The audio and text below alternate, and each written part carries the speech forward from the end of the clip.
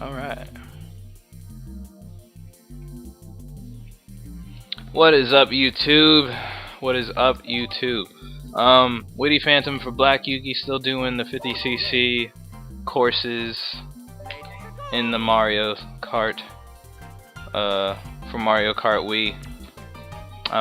Now tackling the Shell Cup. Looks pretty difficult. Just cause, you know, new courses I haven't seen before. But you know, we're not scared. We're not scared. We're ready to do it like a pro.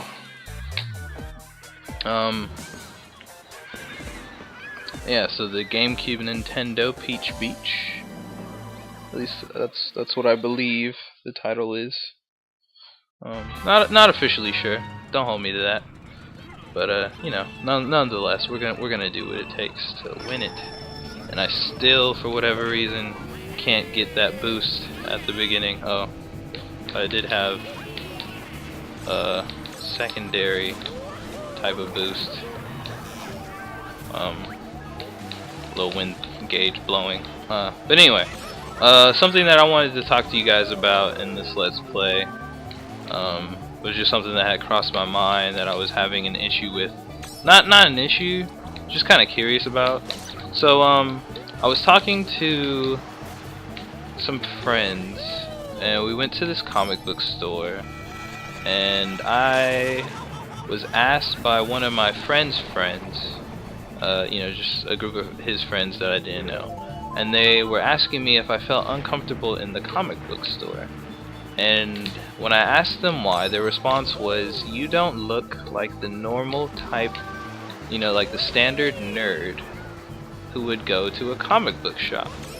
And you know, they were just concerned. They were like, "Are you uncomfortable with being here?" And I was like, "No, I'm perfectly fine." You know, I mean, to me it was quite odd to hear, you know, someone say that, because I've always considered myself a nerd in both, you know, the definition of what I'm used to it being, which is you know, someone who is kind of an outcast because of the what's the word? Because of the level of intellect they have on one particular subject of interest to them. Which in my case, for a while, it was science back in high school, and then that science interest turned into art, and then from art, that interest turned into, you know, kind of covering, you know, instead of just it being pencil art like it was for me in high school, it became being into art as an aspect of music, as an aspect of filmography. Oh, awesome. As an aspect of, you know, so many different artistic venues that I wanted to, you know, that I want to partake in. And, you know, also nerd in the sense that I am a huge Star Wars fan. I know a little too much about Star Wars to talk to the normal Star Wars fan about. I'll talk about, you know, random characters that they might not like, not even random characters, just like minor characters that they might not really care about. Characters that you'd only see one time, or you know, just things of that nature. Just random characters, random spaceships, random storylines, random spaceships that they have in it. You know, random organizations before they even get to see it in any shows or anything. And you know, I mean, I'm a huge fan. Like, I own comic books. Like, I mean, but it I own comic books, but those comic books are Star Wars. I own a few comic books that talk about, that are really, I mean, really, it's really one comic book, but it became a few over the course of me trying to find one particular one. Ooh, that was close. It's the Crimson Empire, which for any Star Wars fan that doesn't know, and those who aren't Star Wars fans but know a little bit about it, Emperor Palpatine had a royal guard. Emperor Palpatine, aka Darth Sidious, had a royal guard that was specialized in protecting him, specifically to be able to tackle pretty much any type, any person that would want, you know, the Emperor gone. And you know, so they were trained to fight Jedi, they were trained to fight other Sith, so they were trained to protect themselves against not only, you know, normal people or normal you know, bounty hunter or assassin assaults, but also, you know, to take out a Jedi if need be, and you know, so on and so forth, in the efforts of protecting Palpatine. So that's what it was all about, and I was really interested in that. Like, I'm always, I said in one video, I'm not sure if it was successful in recording because I was having some engineering issues, but you know, I'm really into like grunt characters, and you know, just the little guys who are part of the help make the big picture of, you know, militaries and stuff in games and TV shows and stuff. But anyway, you know, there are things about me that I see, you know, from just, you know, me being myself, that make me extremely nerdy that they didn't know about, and it just caught me off guard to hear that. I mean, I'll admit I don't dress like the casual perceived nerd. I don't dress. I try to look my best, cause you know, in my pursuit to find a girlfriend and such. You know, so I maintain my facial hair. You know, I brush my hair. I have waves and such. You know, I'm always washing it, cleaning my clothes and ironing them. And this stage is really dark. Oh, of course, a boo stage. How dare I not know this? What else? Oh yeah, I know this stage. What am I talking about? But you know, yeah, you know, I can, crap. I can see why someone would judge me based on, you know, just seeing me at a random and not knowing who I am. Damn, I wanted to, sorry for cussing. I wanted to see if I could knock Yoshi off the cliff. But anyway, yeah, I can understand why someone would say that about me. You know, and not knowing that, you know, I am nerdy because of the way that I dress, and you know, the way that I carry myself, the clothes that I choose, the accessories that I like, you know, things of that nature. I can see why someone would be kind of off, but I mean, like, it threw me off, like, you know, because I was with friends. I mean, you know, my friends are nerdy. Why wouldn't I? You know, birds of a feather flock together. So, you know, I was there. I don't know. It just caught me off guard. But more so, I want to know, what do you guys think exactly, you know, categorizes a nerd? Because nowadays, especially here in the fairly decent state of Georgia, and I say fairly decent because I've had some bad times here, but I've also had good times, so I guess I'll just say in the fine state of Georgia.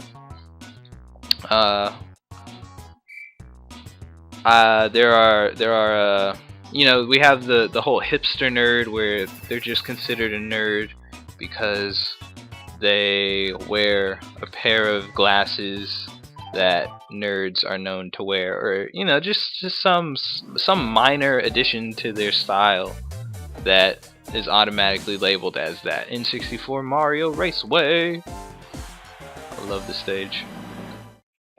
Oh, it's the final stage too. Okay. But yeah, you know, I think it's hard for most people to categorize, and I guess that's the only reason why they said that. Well, no, it's not.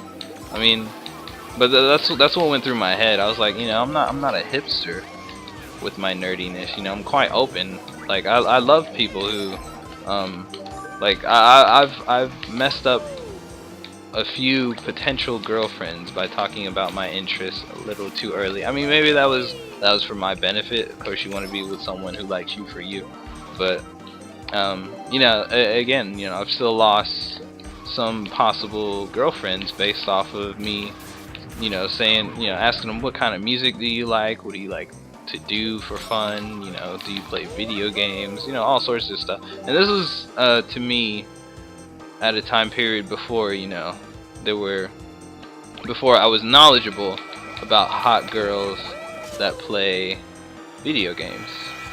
In my mind, the only people who played video games were guys, and then, you know, the family members of that guy that hung out with him.